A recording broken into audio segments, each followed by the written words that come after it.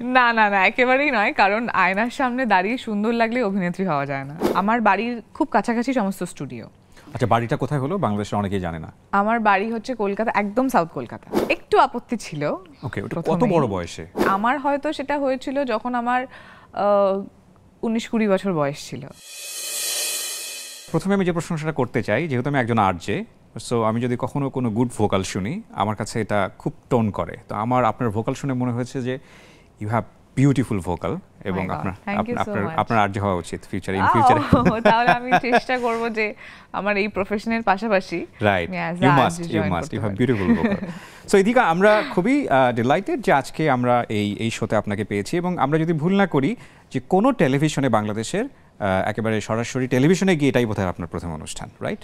হ্যাঁ হ্যাঁ, আমি অ্যাকচুয়ালি আমি টেলিভিশন থেকেই বিলং করি। মানে আমি যখন শুরু করেছিলাম আমার জার্নি, আমি টেলিভিশন থেকেই শুরু করেছিলাম, টিভি সিরিয়ালের মাধ্যমে। সো বাট আজকে এটা আমার টেলিভিশনের প্রথম টক শো। ওকে, বিউটিফুল। আমরা একেবারে শৈশব থেকে শুরু করতে চাই। আপনার ছোটবেলার কি মনে পড়ছে আজকের এই অনুষ্ঠানে বসে, এবং পরিবারটা কেমন ছিল আপনার? পরিবার তো খুবই ভালো ছিল। আমার বাড়িতে বাবা মা, আমার দাদু ঠাম্মা, আমার কাকু, আমরা এই কজন মিলে একসঙ্গে থাকতাম ছোটবেলা থেকে। প্রচন্ড আদর, প্রচন্ড, মানে যা হয় বাড়ির একমাত্র মেয়ে, কোনো ভাই বোন নেই? আর না, কোনো ভাই বোন নেই। সো অনেক আদর, প্যাম্পার, অনেক যত্ন নিয়ে বড় করেছে আমাকে।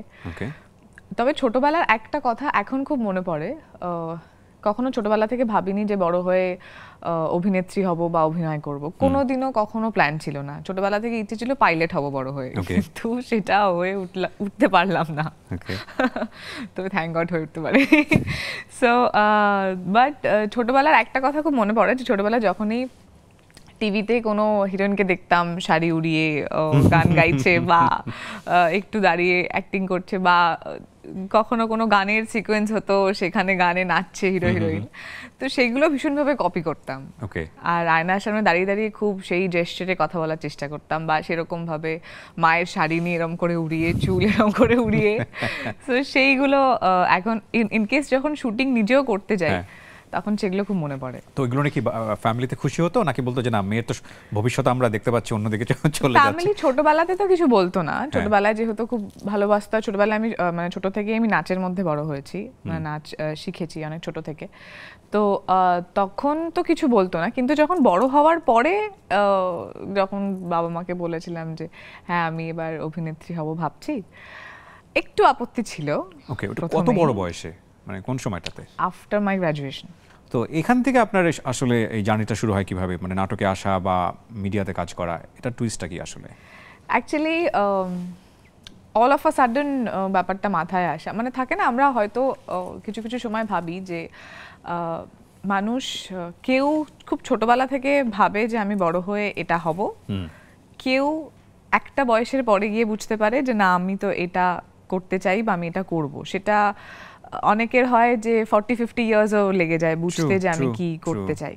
বাট আমার হয়তো সেটা হয়েছিল যখন আমার 19-20 বছর বয়স ছিল।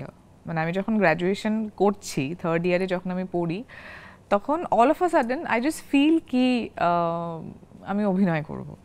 হঠাৎ করে হয়ে গেল? হঠাৎ করে, মানে ওই শিবানীর মতো চলে আসলো যে এবার তোমাকে অভিনয় করতে হবে। হ্যাঁ, মানে ওর আগে কোনো প্ল্যানিং ছিল না, বা এরকম নয় যে আমি নাটক করতাম আগে বা মঞ্চ করতাম বা কিছুই না, বা আমার ফ্যামিলি থেকে কেউ বিলং করে যারা অভিনয় করতো, বা আমি প্রচন্ড অভিনেত্রী, বা কেউ একজন অফার দিয়েছে সেরকমও নয়, বা অভিনেতা অভিনেত্রীদের মাঝখানে বড় হয়েছে সেটাও নয়, মানে কোথাও কোনো লিংক আপ নেই সেটার সঙ্গে। জাস্ট আপনার রিয়ালাইজেশন হলো যে আপনি করবেন, জাস্ট একটা রিয়ালাইজেশন যে অভিনয় করব। মানে এটা কি এরকম যে হঠাৎ করে একদিন আয়নার সামনে দাঁড়ালেন, দেখলেন যে আপনাকে অনেক বেশি সুন্দর লাগছে, সো আই থিংক এটাকে এক্সপ্লোর করা উচিত? না না না, একেবারেই নয়, কারণ আয়নার সামনে দাঁড়িয়ে সুন্দর লাগলে অভিনেত্রী হওয়া যায় না, এটা খুবই ভুল ধারণা।